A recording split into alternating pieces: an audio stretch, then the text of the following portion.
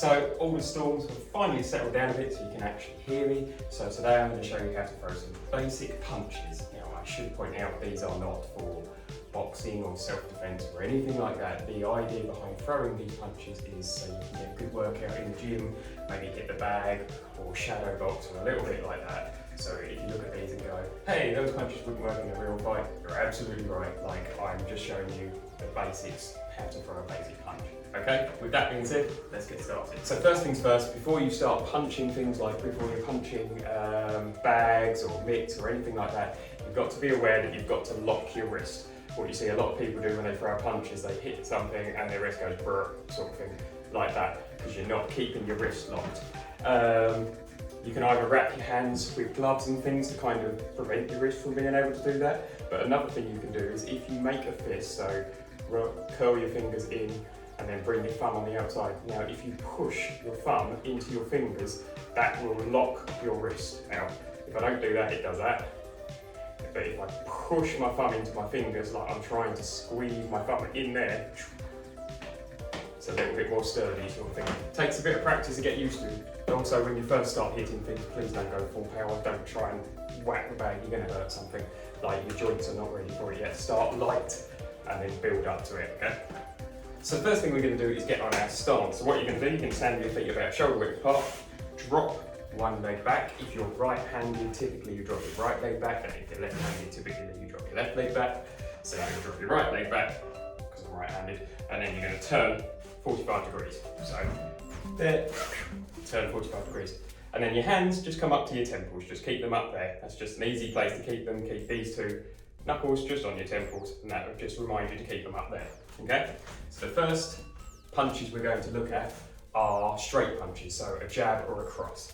So a jab, what you're going to do, it's your front hand, so because my left foot's forward, my left hand is my front hand, and all it's going to do is going to come out and press sort of thing. Now, the movement, as you can see, does not start on the arm, it's not that. It's a, everything comes from the hips. All turn the hips into it, like that sort of thing. Yeah, all in there. So that's just a basic jab. And then you're going to do a,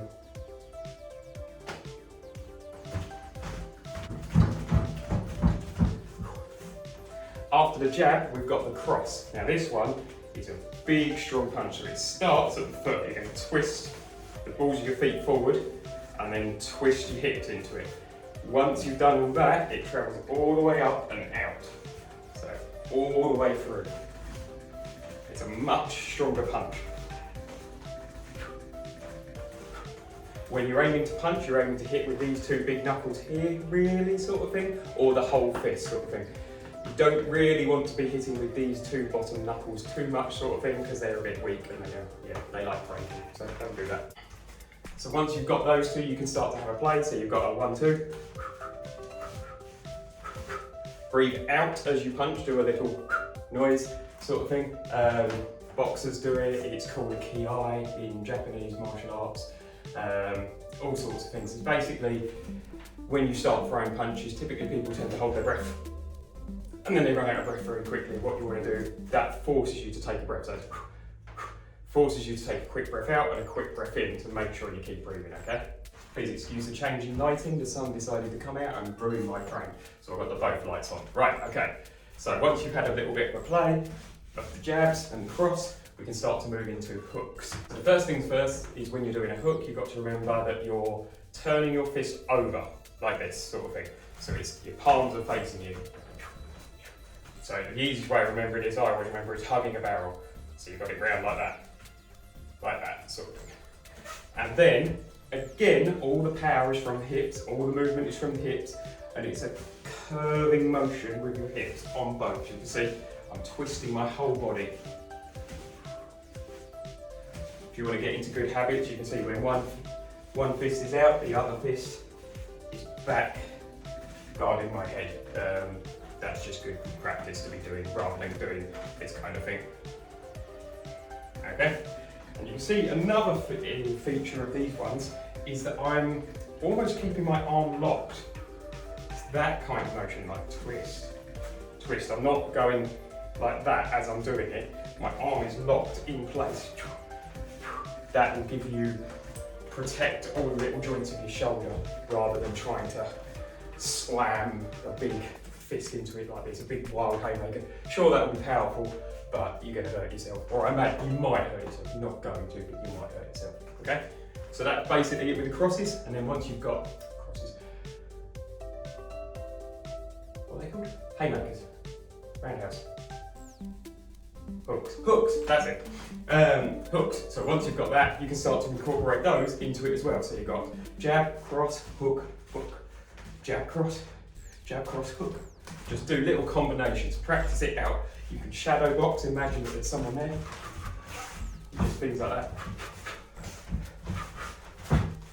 And just have a play, just have fun. Again, we're not after trying to become the greatest boxer in the world or greatest martial artist in the world. We're after having a bit of fun, okay? And then the last two we're going to look at today are uppercuts. So, they are not this. What you're going to do, you're going to squat all the way down. Now, an important thing is not to do this. That's not what you're doing. You're squatting down, bringing your arm to your side, so your elbow touching your side, and then thrusting up with your hips. So I'm almost doing a little spring. Again, these are fitness punches, not an actual, so please don't comment on how useless my uppercut form is. This is for fitness and having a bit of fun. Right, so that's the uppercut. So you come down, up, down, up, down, up. Now, once you've got the hang of all those 6 punches, you can start to incorporate them all into different.